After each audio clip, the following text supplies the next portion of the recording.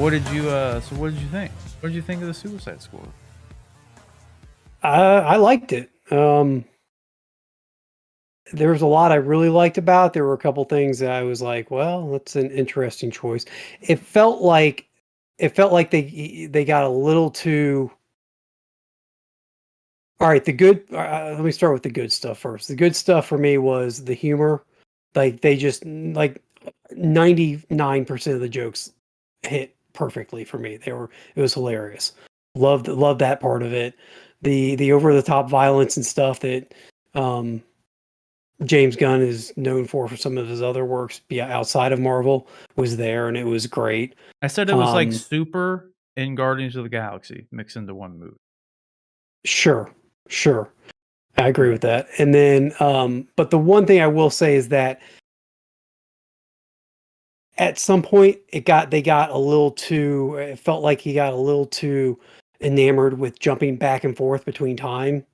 So at one point you're doing this, and then 18 hours ago you're doing this, and then and then present you're doing this, and then 2 hours you're doing this, and then 8 minutes and the only reason it felt that way, I think, was because once you kept doing it over and over and over, the movie started to feel like it was dragging. It was like you're never done. Like, okay, now we're jumping back. Oh, now we're coming back. No, we're jumping back. So while that kind of thing, I'm not sure it's an interesting way to do it because, like, I mean, we're going to heavy spoiler territory, but right off the jump, half of the team dies right away. Right.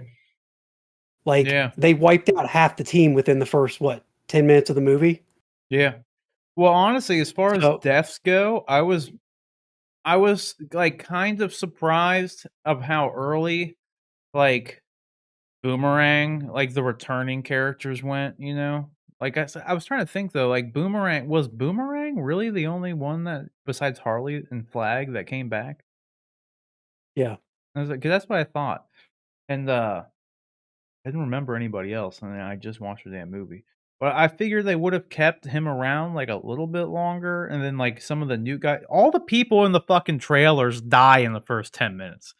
Oh, definitely. Like, yeah, I pretty wonder much if I wonder everybody. if I kind of wonder if Jai Courtney wasn't like contracted to definitely appear in the second one, like that he had to be in the second one because of the way his contract was written, or if there was a sequel, he had to be in it, and so Gunn just put him in there to because he was gone within the first 10 minutes of the movie. Yeah, and I actually liked his Boomerang too. Like I thought he was fine. Oh yeah, Like they didn't like do anything with him in either movie really, but like I thought like what he no, did with him was fine. Like sure, I wouldn't have minded seeing more of him by all means. Like he's not a terrible actor. no, not at The all. I think he did, yeah, fine. I was shocked though, since we're talking about deaths, the only ones that like actually surprised me was obviously spoilers, but it is in the title. But Rick Flag's death and Idris Elba's survival were the two things that caught me off guard. I did not I didn't I thought it would be the reverse. Like I thought Rick Flag was gonna survive and then Idris Elba was going to die. 'Cause I thought, like, there's no point in keeping Bloodsport. Like, and, like, you know what I mean? Like, what's the point? You're not gonna, like, you Hmm. know what I mean? Like, at least with Rick Flag, it's like that through thread, he's in the first one, he's in the second one, he leads the team, he always gets out unscathed because he's, like, kind of a badass, but, he's not really the main guy, but he's always there, you know what I mean? He keeps everybody in line. He's, like, useful in that way for, like, the Suicide Squad movies, at least how they've been presented so far. And I like Joel Kinnaman as well, so I didn't really want him to die. So, that one Yeah, kinda I didn't see that coming. The yeah. one thing too, as far as deaths go as well, I guess the last thing was, like, I guess we now can pretty safely say that the Peacemaker series is indeed a follow-up and not a prequel. That's definitely what the end credit scene made it seem like. Exactly. And I'm curious though, like when the 2 people from the Amanda Waller's office, they go in there and they're like, "What do you need him for?" And they're like, "I don't know, to save the fucking world." Like, what the fuck they need Peacemaker for to save the world? Like, you know what I mean? Like, who else is gonna like, is it gonna be like a Suicide Squad 2.5? Like, is there just gonna be, like, another little, like, small Suicide Squad faction that goes off in there? 'Cause I just find it hard to believe, like, they get Peacemaker to go do something as important as saving the world on his own. Like Mhm. there we go. Like, yeah, we need him, the guy who literally already got killed by somebody else on the team, we need him. Like, I thought Peacemaker was good, though. I liked the character. Yeah. Was there Yeah, no, anything he was very irritating. Yeah.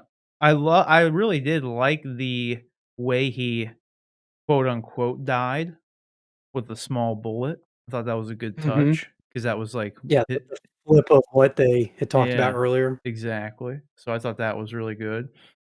Despite Bloodsport being a, like, who the fuck cares kinda character, at least, like, from the comics and everything, what they did with him was I thought he was cool.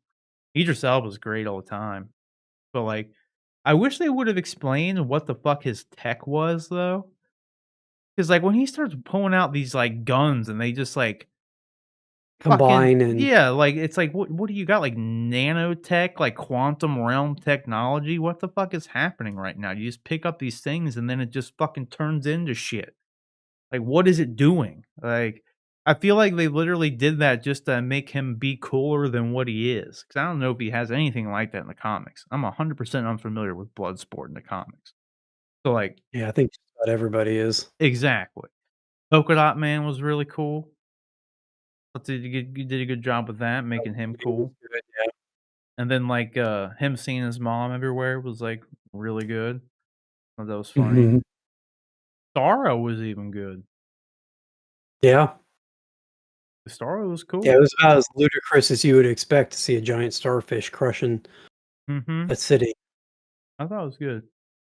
I thoroughly enjoyed the film. I thought Harley was good in the movie. Oh, they did a good Mhm. job with her. Oh, that was cool.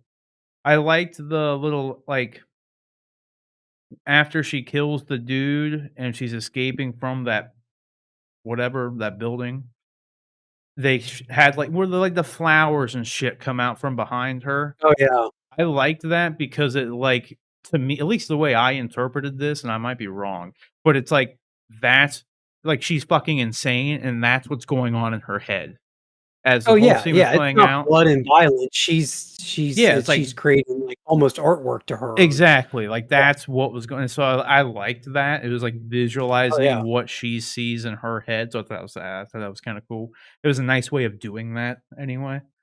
'Cause at first in the Mhm. trailers, when they kept showing that scene, I'm just like, "What the fuck is this? Did they just do this for the trailer to make it look cool?" Like, yeah, it's just like a bunch of Mhm. shit comes up from behind her. It's like she doesn't have powers. Like, I was surprised as actually there was no, like, poison ivy theories because of that. Like, "Oh, there's fucking flowers behind her. That means poison ivy confirmed, dude." Like, I'm actually surprised I never heard that one time. God. But I King mean Shark was amazing. oh, yeah, King Shark was fucking awesome. Like, for sure. He was really That good. was just such a great addition and such great use of that character. For sure. It was really nice. It was a good very good Ratcatcher was even good. Ratcatcher Ratcatcher was 2. very good, yeah. Yeah. I liked 2 because I was just complaining about this when we were talking about the Bad Batch, was, like, the Bad Batch for, like, the Crosshair stuff, they're breaking the show don't tell rule. 'Cause they're just telling us the Crosshair stuff, we're not seeing anything. But with, like, Ratcatcher and, like, with King Shark, he showed you where they're coming from. Like, that scene at the Mhm. end with Ratcatcher when she has the little, like, flashback in her mind with Taika Waititi's Ratcatcher 1, and, like, you just completely understand everything about that you need to know about the character and where she's, like, been and where she's at, you're done.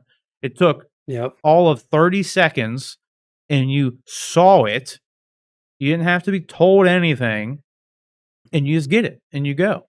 And you get the same vibes Mhm. from King Shark just throughout the whole thing with he just, like, kinda being like, look when he was, on the bus looking at the people, and he's like the camera goes on his face, and he looks all sad kind of, and you're just like, you get it, you know where he's at, he's just alone. Like, he just Mhm. don't got no friends, like, you get that shit. Like, they didn't have to, like, say anything about it, you just get it. That was Yep. just kind of, like, good on James Gunn's part, like, at least. I do agree with you, though. I could have honestly done without the flashback. I think the opening scene with the, like, 18 hours later thing where it goes and shows you, like, what Idris Elba's crew was doing, I think that was fine. Mhm. Like, start the movie Sure. off, kill It's everybody, then do the one sure. thing, and that sets everything up. I really Yeah. didn't need it at the end again with the building blowing up and go it's like, why didn't they just do that linearly? I don't understand, like, you don't lose anything by like, I could go in and cut that to, like, be linearly, and you wouldn't lose anything. I mean, story-wise, I kind of, like, my only thinking was that for story-wise, they did it so that they could Maybe it broke it up a little bit. Like, maybe it just well, didn't they feel say like it was just like, "Duh, duh, duh, duh, duh, duh, duh." You know what I mean? yeah, they say but there's one throwaway line of dialogue about Waller or whoever somebody set the charges off Yeah, early, yeah, yeah. not thinking that it was the other squad. So, since you're already in that scene with That um was the thinker who said that. the thinker said they set him off early. Yeah, because, like, the explosion went off and he, like, falls down and he yells, like, "Those idiots set the charges early," or whatever. Or, like, "Your idiot squad," or whatever. Oh, I thought he said something about Waller said it earlier. No, he said you're because it was them it was remember, it was King Shark and Idris Elba, they were planning They were the ones, yeah. and then Peacemaker, and then Thinker and all them were down in the thing, and then the bombs go off, and Thinker yells it like, "Those idiots set the charges early," or whatever, because they were still down there, Mm, you know what I mean? But yeah, okay. and then you I didn't know thought what I happened don't though, and, like, they didn't really get set early, it was the fucking Polka Dot Man dropped some and yeah, then blew him exactly, up. is a mistake. Yeah. Was The only thing I was thinking was that if they did it where, um, if they did it where it was like Waller saying it early, then it becomes um, well, no, it couldn't have been Waller though, more of an because indictment. when they were in there, remember, they lost all radio communications until the building got destroyed. Waller couldn't make Yeah, contact with them at all. yeah. I was surprised that she was going to honestly, dude, they did a good job. I even, like, the whole movie, like it's kind of an unfair comparison to say that it's better than the first one, because that really doesn't give it enough credit, in all honesty. But they did a really good job of making Waller even more of a cold-hearted fucking bitch, dude. Oh, yeah. Like, they were gonna go, like, save the fucking world and kill Starro. They were gonna try, and she wasn't Mhm. even gonna give give 'em the fucking chance. Like, she was just gonna blow their fucking brains out before they went and tried to go commit suicide, essentially. You know what I Yeah, mean? I thought so I mean, just that one thing alone was just like, "Dude, you're not even gonna let them go, like, try to stop him? Like, what does it fucking matter? Like, you already think they're not gonna win the fight, so why don't you just want them to go do it?" Like, who cares? yeah. Like, "No, I'd rather kill him." Man, that was good, though. Was there, did it meet your expectations at the very least? Do you think it was, Oh, yeah. Oh, definitely. Um,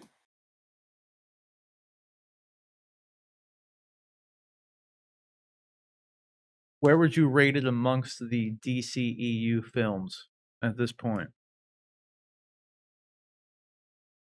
oh boy.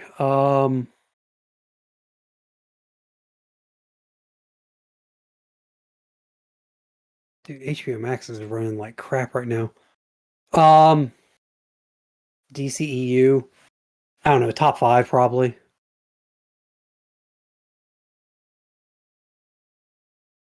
Not number 1? No. Um, the this is sorry, I just brought it up here because I was trying to refresh my memory on a couple things. The and HBO Max just pissed me off because the first thing that they have that plays before you start watching it is an advertisement that leads off with Man of Steel. Like you're gonna use Man of Steel as your opening promotion for your DC line of stuff, and but you're not gonna bring Henry Cavill back to play the role anymore. That's like Dude, I literally said that cowards. right when Starro got out, I was like, "Well, this would be a perfect job for Superman." Yeah, Like, this is if you're gonna bring him back in any way, now's the fucking time, dude. Like, how fucking cool would that have been? It's like at the end, Waller fucking tells, like, yeah, it was cool seeing them beat Starro, sure, but I'm gonna give you my alternate ending. They fucking yeah, obey the orders and walk away. Or like, and then they go back and they start to do their walk, or they're gonna go take his ass out. And then all of a sudden, a sonic boom happens right next to them, and you just see Starro get lifted up into the fucking sky by a blue blur, and his fucking Superman just takes him up to the sun and just it's over, done. Cut the movie. uh-huh, Superman comes in, he does his thing, gone. That's the alternate ending. yeah, yeah. That would've been fucking cool, dude. It would have been that would have been sweet. It also would have been sweet to see um, the original JLA lineup drop in. That would've been cool too, dude, if they just had, like you see a blue blur go over there, punch him a few times. You see, like, the yellow lasso, like, light up, and this is all, like, in the distance, you know what I mean? So you don't really see it. And you see, like, the bat plane, like, come in, like, just, like, do some Well, fucking, like, covering fire or some it was shit. And it's like, "Oh, they showcase got number it." f- showcase number 4, I think, is the original Justice League. No, that was Flash. What was the original Justice?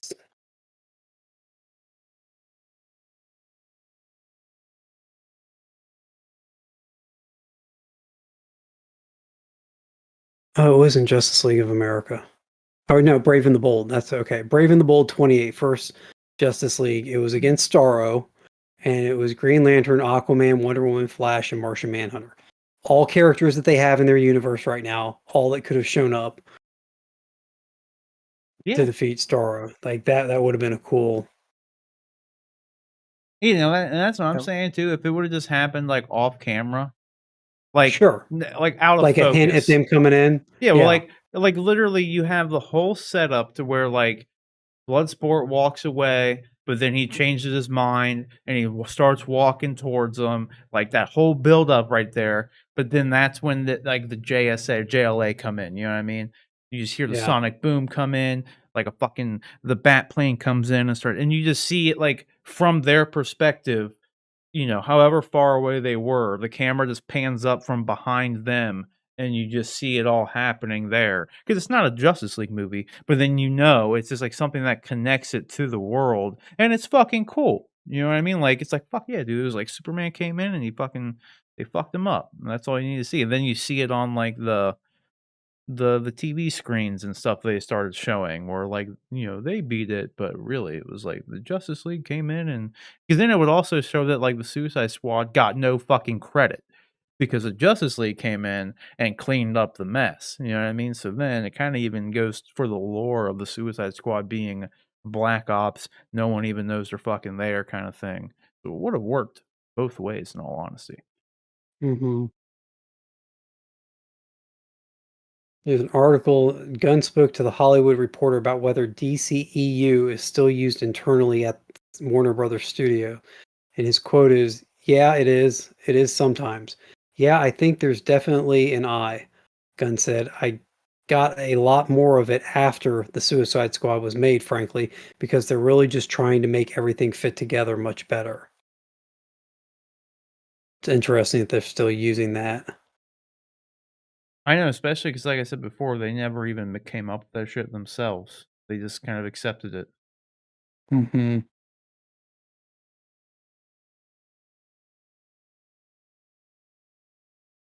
Interesting. Well, he said too that he's gonna Walter Hamada said that he'll be coming back for more at some Gunn point will be down the coming line. back. Yeah. Yeah. he didn't necessarily say more Suicide Squad, but just more he essentially said that he if and when James comes to do a project, he's yeah, we're gonna have him back. Right. Yeah. Really curious how they're gonna like how they are going to evaluate the success of this movie. I'm sure a lot of it has to do with streaming numbers, but Yeah, there's the one thing that I hope Warner Brothers does with their movies this year, particularly this and Dune, is I really hope they take into consideration the fact that they just have to look at the numbers the best they can and try to correlate that the best they because it's not they're not gonna see the financial success for either of the movies as they would. So, like, they really need to look at, I if they wanna be real granular with it, look at the watch time.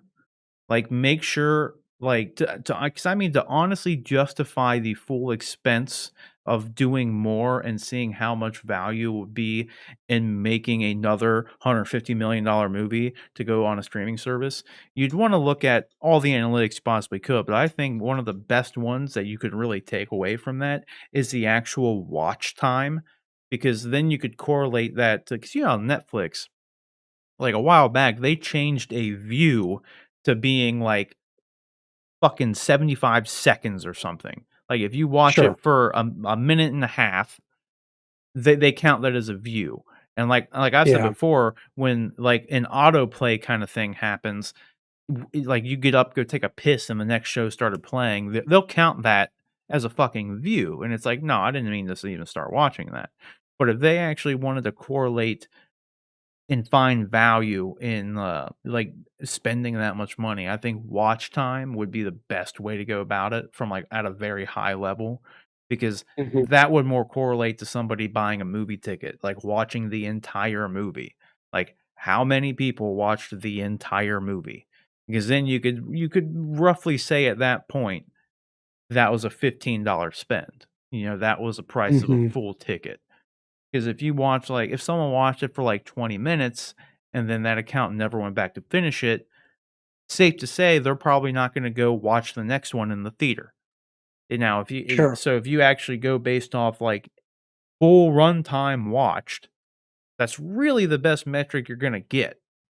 Like, even for if it's repeat viewing, it doesn't matter because they would have had to buy a ticket to go see it again. So, like, I would say honestly, overall watch time would be the best metric. Man, then just, like, interest is also good too, but I'd say, like, the best one, the meat and potatoes one, would have to be like, 75% of the movie was watched. Like, you go based off Mhm. that, like, how many households watched 75% of the movie? Because that would show a very high sustained interest. No, That's yeah, that makes sense. elsewise, I just don't know what you do. I just don't know what you would do. Is like Netflix, I don't know how Netflix could possibly, like, care or want to brag even about, like, "Oh, yeah, we had 1,000,000 views on this thing," and then you find out a view is a minute and a half. It's like, "Okay, well, how Mhm. many people watched 75% of this thing that you're talking about? Why aren't you releasing that number?" "Oh, probably because it's a dog shit number." Like let's be real. I was actually surprised though too, I experienced absolutely no hiccups. I don't know if this is a good thing or a bad thing, but there was no latency, no errors or anything with HBO Max, like, at Oh, 10 really? PM.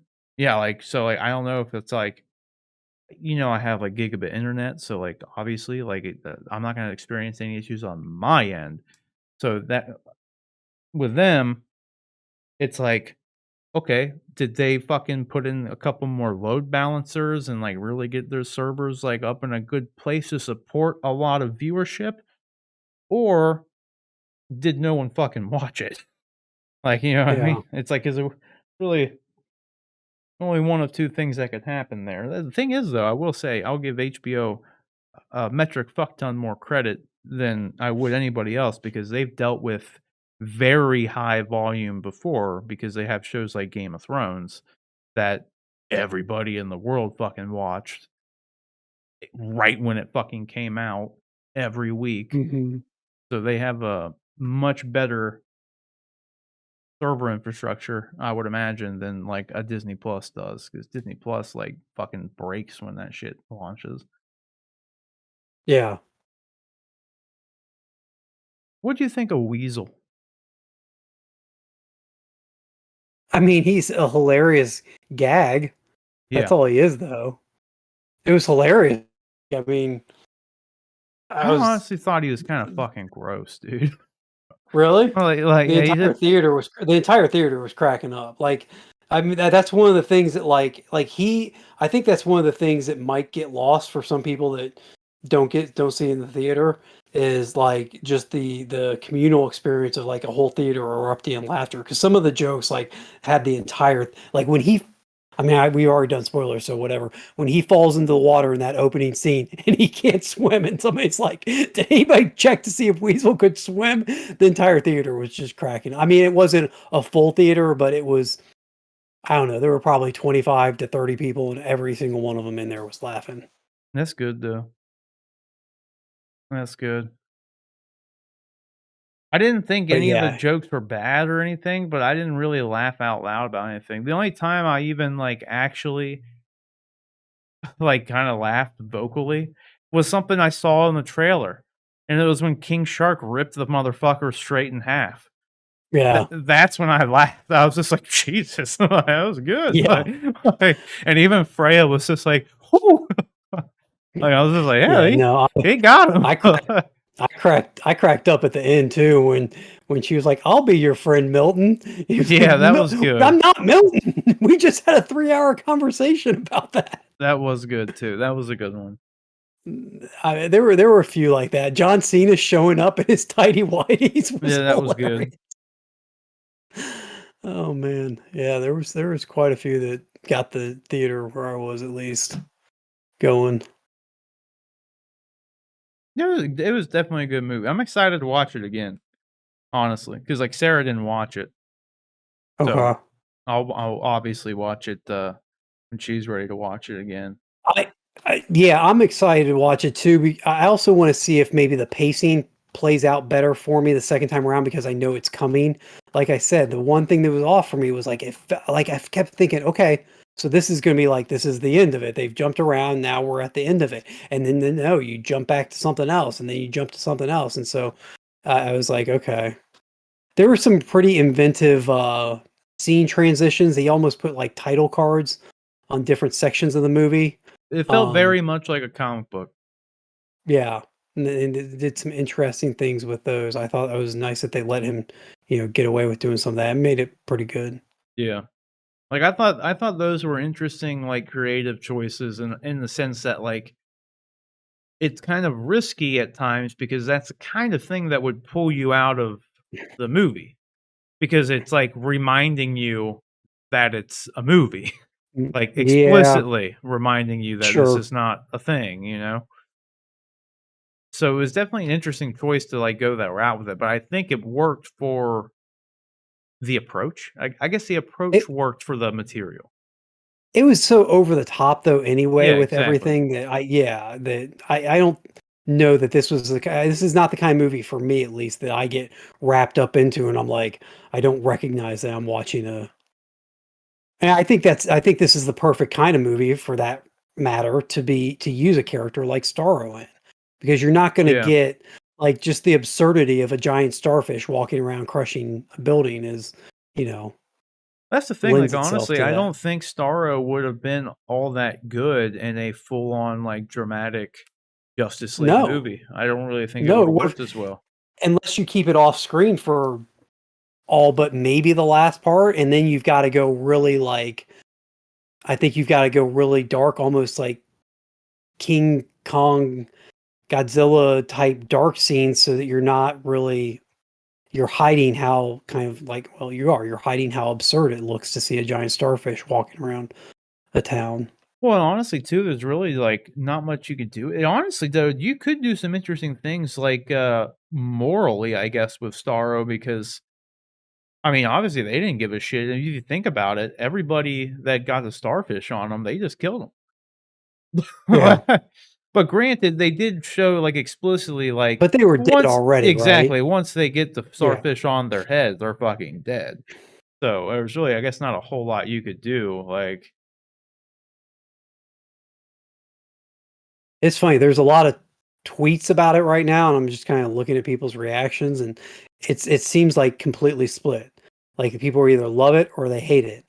And, I heard that there was, like, some review bombing going on, so I'm wondering if the people that hate it are just saying they hate it just because I don't understand why. It sounded like from what I read that there are some people, like, they're for the Restore the Snyder stuff that don't want this movie or don't like this movie because they think it isn't that, but it's so tied, like, it is tied very much into the Snyderverse, so I would think they would be happy about this. it I literally don't know, yeah, I'm very confused. it's a direct continuation, realistically.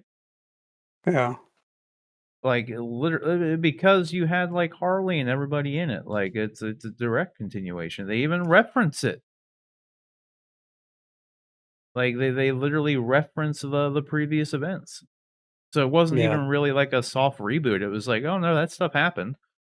Like, she was there. Like, what is this?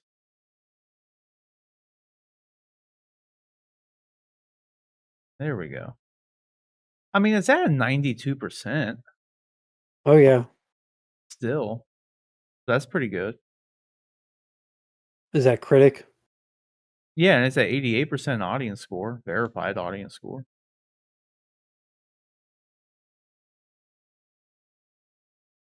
I did hear somebody saying like, I saw some like, I don't know, well, like, if it was just something on Reddit or something, I don't know. Like, I saw what you're referring to, I didn't look into it. Because anytime I hear about that, I'm just like, "Oh, okay, cool." It's like the Captain Marvel shit all over again. Yeah. Wow. I feel like what ends up happening is do you wanna know something crazy about this shit? So Oh, no, I was just reading the chat. More than Snyder's what? Like, more than, Justice League or Man of Steel? Because I didn't like it as much as Man of Steel. It was better than I think it was better than Justice League, Snyder's cut of Justice League, though. Like, I will say I probably enjoyed it more than that movie. It was obviously, like I said before, it was an unfair comparison to say it's better than the first Suicide Squad because that movie doesn't it was work. trash. Yeah, it's Yeah. not a very good movie. The first Suicide Squad is not very good. I liked the characters in that movie, and then, it's funny though, David Ayer just did another interview somewhere where someone asked him, like and he point blank said, like, the theatrical cut of that film is not the movie he made. Like, Yeah. he said it's 100% that's not the movie that he cut together and gave to them, essentially, is like, that's not what that movie is. So I'd be curious to see how different Ayer's cut of that movie is, just, like, out of morbid curiosity. Because the fact remains, like, all they did was recut and re-edit it. All the material was still there, and, like, frankly, the material wasn't all that great. Like, some of the scenes were cool and everything, but I don't know if, like, the fast-paced music video editing kind of things that happen throughout the movie is what necessarily made it bad. You know what I mean? I think the Mhm. material itself wasn't all that great, but nevertheless, I thought this movie was great. Do you think James Gunn will come back and do a follow-up to this, or you think he's gonna do something else? I think he'll do something else. I don't know. I mean, this is right in his wheelhouse, so it would make sense to do another one like this, but That's what I'm thinking. I think he'll I don't know. I don't know that maybe he got all the Suicide Squad stuff out of his system. I don't know what else he would do though. You know what I I think mean, he then could and then do? does he bring back the Oh, same characters? dude, he could do Lobo. He could do Lobo. I don't know that they would. I mean, but Lobo, like at They've least been this you had trying to Harley make Quinn. Lobo forever, dude. The Rock was attached to being Lobo at one point. Like, they've been trying they introduced Lobo in that fucking, that Krypton show. Like, people at DC and Warner Brothers, they want Lobo to work somehow. I think the Yeah. downside is the perfect Lobo has already been cast as Aquaman. because Jason Momoa would have been a goddamn perfect Lobo. Like, Yeah. he's got the look, he's got the attitude for it. It would have been fantastic. That was your Lobo, and I think James Gunn could do a really good fucking Lobo. And Mhm. I think that would be that's right in his wheelhouse. Oh, sure. But I don't know, like, at the same time, I could totally see him just doing the Suicide Squad, like another Suicide Squad. 'Cause I don't know, unless though, like, maybe he'd wanna, like, do something completely out of his wheelhouse and, yeah, I mean, because like, Guardians of the Galaxy and, like, it's not R-rated, but, like, it's the same type of movie as this movie was. Mhm. This was, like I said, it's just pretty much allowing him to make Super and Guardians of the Galaxy and just throw it into one movie. So it's like, maybe he'd wanna do something completely outside of, like, his expertise next time. Like, maybe he would Mhm. wanna come in and do, like, a super dramatic I don't know. I don't know why he would unless he really wanted to, I don't know. It is really Yeah. hard to say with someone who has, like, made the movies that he's made. I don't know if there's any DC property other than Suicide Squad that, like, is better suited for James Gunn. No, I agree. Like, I can't think of one. Other than Lobo, I think Lobo would be really good. But that's honestly, you could just put Lobo in the next Suicide Squad movie and, like, just call it that. Like, and he would just like, why not? Like, what else would, I really don't know. Not that it matters. I would like to see him do something like that, but we'll see. I mean, he could do trying to think, like, he could do, like, I don't know, I'm trying to think of, like, other smaller characters that aren't household names necessarily that he could go in and take on and do something with, or teams that he could do something with. Um, Titans, he I probably don't would have been know. a good he probably would have done a great job with Titans. Like Yeah, Titans would have been the decent. like the real Titans, not the TV show Mhm. Titans. Like Yeah. Trigon and like the actual Trigon, not the TV show Trigon. Like, because that's also like Raven and Trigon and all that shit's weird, and he's into that stuff, so I could see him pulling that off in a much better way.